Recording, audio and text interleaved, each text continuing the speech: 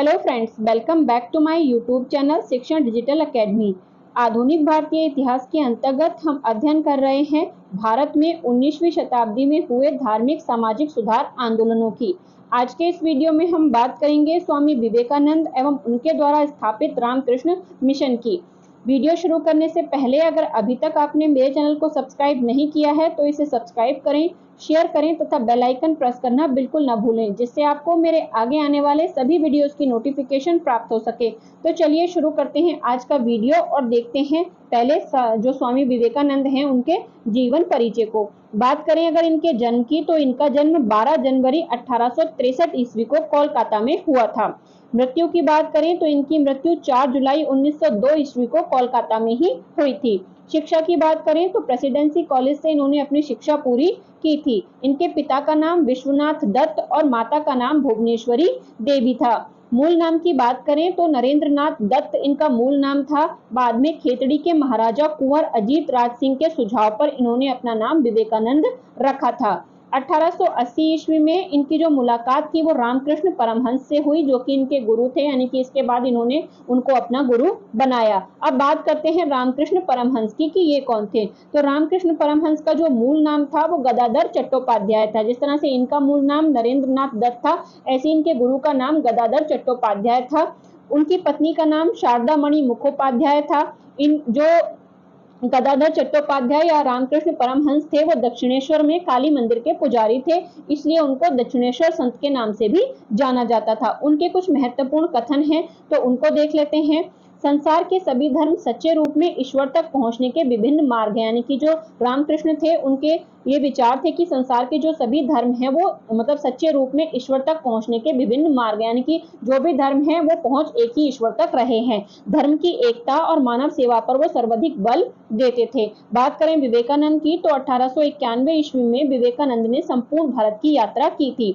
1893 ईस्वी में, ये काफी इंपॉर्टेंट फैक्ट है, 1893 ईस्वी में खेतड़ी के महाराज के खर्चे पर विवेकानंद अमेरिका के शिकागो शहर में आयोजित प्रथम विश्व धर्म सम्मेलन में भाग लेने के लिए गए थे, जो कि सनातन धर्म के प्रतिनिधि के तौर पर ये यहाँ पर गए थे।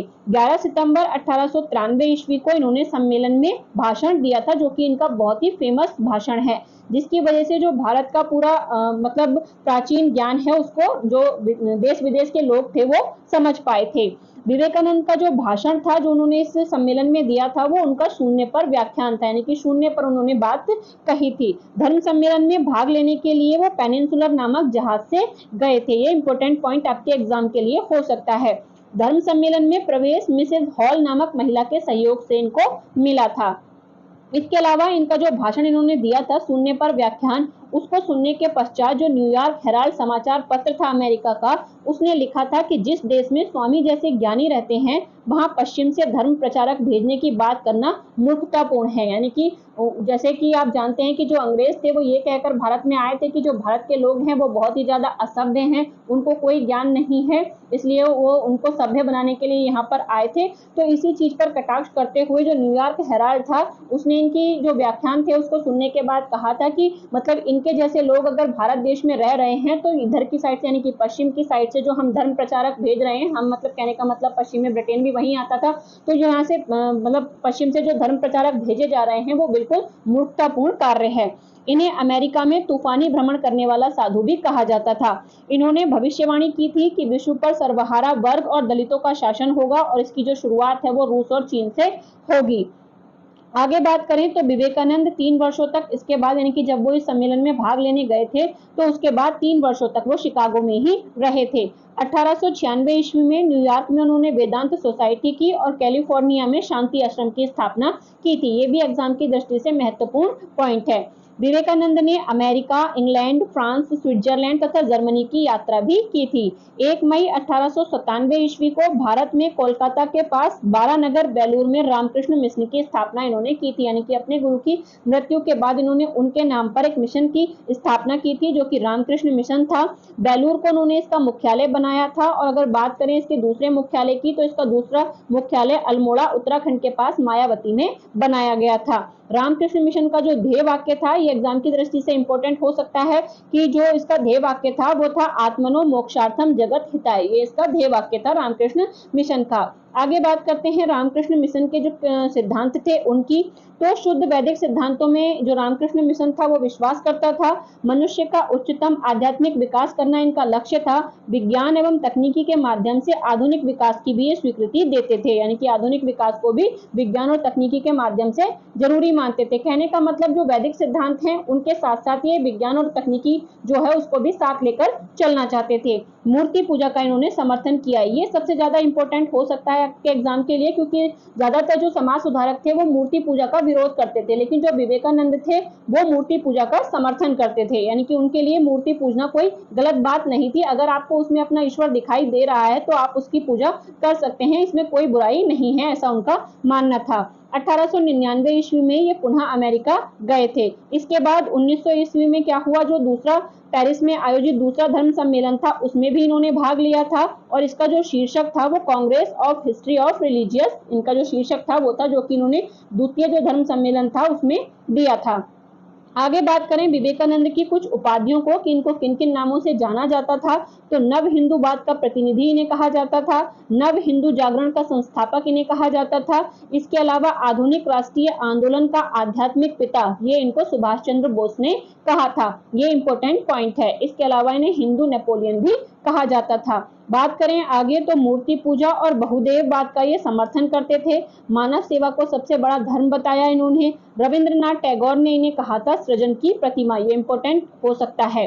वह प्रथम हिंदू थे जिनके व्यक्तित्व से भारत की प्राचीन सभ्यता और राष्ट्र होने के उसके नवजात हक के लिए विदेश में निर्णायक स्वीकृति प्राप्त है। ये वैलेंटाइन चिरोल का इनके बारे में कथन है। आप जानते हैं कि जो वैलेंटाइन चिरोल है उन्होंने कई लोगों के बारे में बातें कही थी, जैसे कि आप जानते हैं पिछले वीडियो में हमने देखा कि आर्य समाज के लिए भी उन्होंने कुछ बातें कही थी कि जो आर्य समाज है वो भारत में अशांति फैलाने का काम करता है। इसी तरह तिलक के लिए भी उन्होंने इसी तरह से, यानी कि तिलक को भी उन्होंने अशांति का दूत कहा था।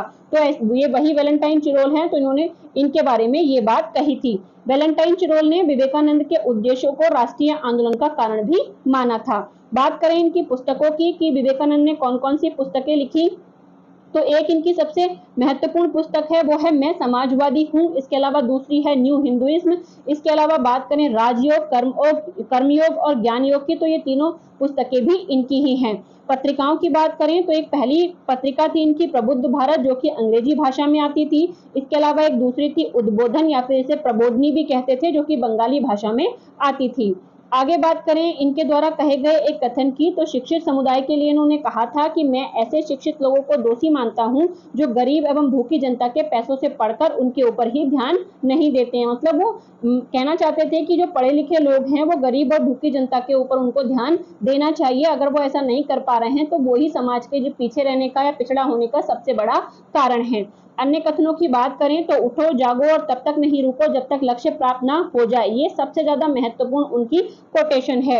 इसके अलावा मेरे बंधु यह मत भूलो निचले वर्ग के लोग, गरीब, अशिक्षित, मोची तथा सफाई करने वाले तुम्हारे ही हाड़ मांस हैं, तुम्हारे ही बांधव हैं, ये भी इनका ही कथन था। इसके अलावा एक और कथन इन्होंने कहा था कि हमारे धर्म रसोई घर हैं और हमारे भगवान खाना बनाने के बर्तनों में हैं, ये भी इनका ही कथन है। भारत की एकमात्र आशा जनता से है, उच्च वर्ग शारीरिक एवं नैतिक रूप से मृत है। भारत को पुनः एक होना होगा और अपनी शक्ति से पूर्ण विश्व को विकसित करना होगा, ये भी इनका ही कथन है। इसी तरह से इनके और भी कथन हैं, तो उनको देख लेते हैं। तो अगला कथन है कमजोरी पाप है, कमजोरी मृत्यु है, यानी कि कमजोरी को ये पाप और मृत्यु मानते थे। विलियम जेम्स ने स्वामी विवेकानंद को मानवता का सम्मान कहा था। सुभाष चंद्र बोस ने स्वामी विवेकानंद को आधुनिक राष्ट्रीय आंदोलन का आध्यात्मिक पिता कहा था। इसके अलावा आगे यदि कोई भारत को समझना चाहता है तो उसे विवेकानंद को पढ़ना चाहिए, ये रविंद्रनाथ टैगोर ने इनके लिए कहा था, ये इंपॉर्टेंट फैक्ट है। विवेकानंद में बुद्ध का हृदय और शंकराचार्य की बुद्धि थी, ये कथन सुभाष चंद्र बोस का विवेकानंद के बारे में है। अब बात करते हैं विवेकानंद की विचारधारा की, या जो रामकृष्ण मिशन था उसकी विचारधारा की। तो वेदांत विचारधारा थी इनकी, यानी कि वेदों पर आधारित विचारधारा थी। बौद्ध दर्शन का प्रभाव भी इनके ऊपर दिखाई देता है। ईश्वर में ये आस्था रखते थे, साथ ही साथ मूर्ति पूजा का भी समर्थन करते थे। ईश्वर को इन्होंने साकार और निराकार दोनों रूपों में माना है, ये साकार है।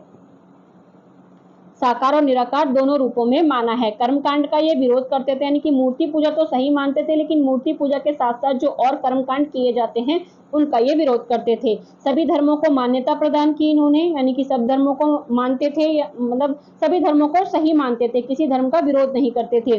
अंग्रेजी शिक्षा के समर्थक थे और साथ ही साथ आधुनिकता के भी समर्थक थे। बात करें इनकी शिष्या की, इनकी शिष्या कौन थी, तो सिस्टर निवेदिता, मतलब उनका जो नाम था वो मार्गरेट नोबल था, लेकिन विवेकानंद ने ही इनको सिस्टर निवेदिता नाम दिया था, जो कि एक आयरिश मूल की महिला थी और रामकृष्ण मिशन के विचारों के प्रचार प्रसार का कार्य करती थी। स्वामी विवेकानंद के जन्मदिन को राष्ट्रीय युवा दिवस के रूप में मनाया जाता है। तो आज के इस वीडियो में हमने बात करी स्वामी विवेकानंद और उनके द्वारा स्थापित जो संस्था थी रामकृष्ण मिशन की। इससे अगले वीडियो में हम बात करेंगे थियोसॉफिकल सोसाइटी की। अगर आप इसी तरह से मेरे साथ आधुनिक भारत का इतिहास पढ़ना चाहते हैं तो बने रहिए मेरे साथ। Thank you for watching.